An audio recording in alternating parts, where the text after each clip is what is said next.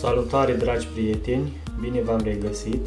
De data asta facem unboxing și review la un dispozitiv necesar pentru fiecare ieșire de off-road și anume compresorul auto.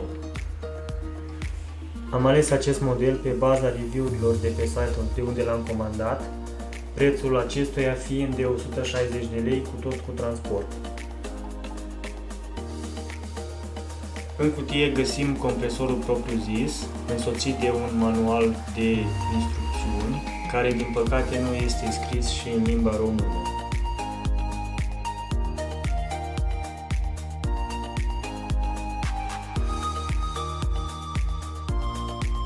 Compresorul este prevăzut cu un loc de depozitare a furtunului, iar la capătul furtunului avem o piuliță pentru înfiletarea pe valva anvelopei.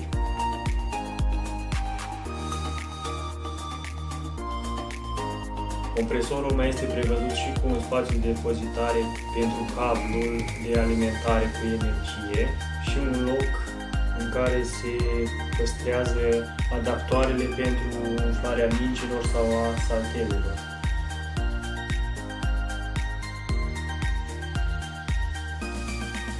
Înainte de a-l testa, trebuie luate în considerare câteva instrucțiuni de utilizare și de siguranță.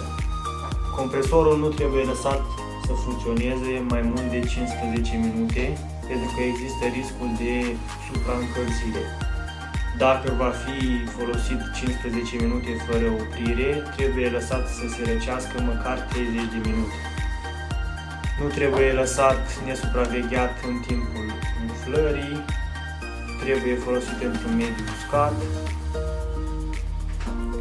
Pentru a funcționa corespunzător, temperatura mediului în care este folosit nu trebuie să fie mai mică decât minus 15 grade sau mai mare decât plus 55 de grade Celsius. Acestea fiind zise, haideți să vedem cum se descurcă.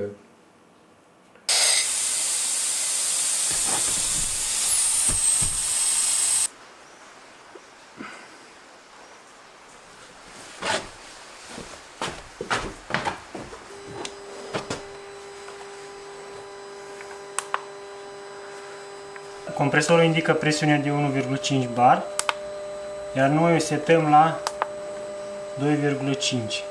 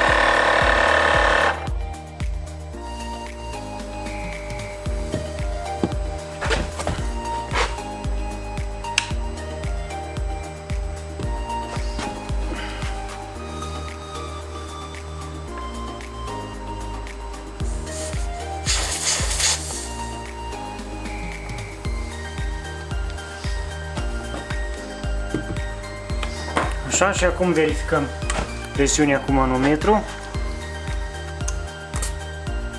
Este 2,5.